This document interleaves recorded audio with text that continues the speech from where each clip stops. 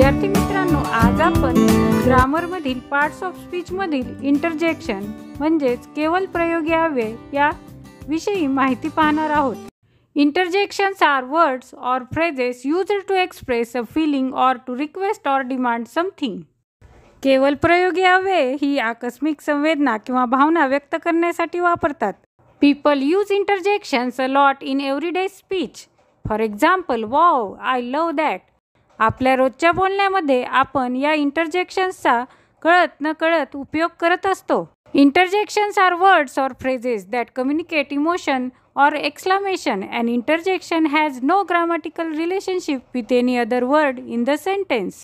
केवल प्रयोगी अव्यय हा असा शब्द असतो जो काही आकस्मिक संवेदना किंवा भावना व्यक्त करतो. केवल प्रयोगी अव्यय ह्यांचा वाक्यातील इतर वाक्यांशी व्याकरणदृष्ट्या काहीही संबंध नसतो.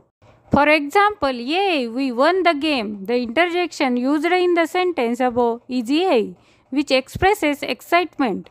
Cheers, you did very well. The interjection used in the sentence above is cheers, which expresses joy.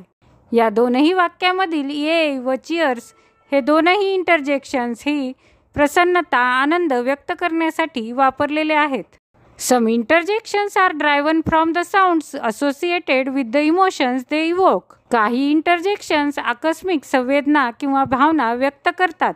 The interjection gur show annoyance and anger. Ow, ouch. The interjections above show displeasure or pain. आता पाहिलेले interjections हे राग, दुःख व्यक्त करताना आपल्याला दिसून येतात. Some interjections can be used to introduce a sentence, but the sentence can still make sense without them.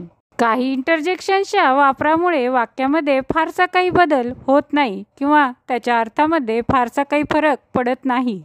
For example, hello, how are you? The interjection hello introduces the sentence how are you? Hey, you look good today. The interjection hey introduces the sentence you look good today.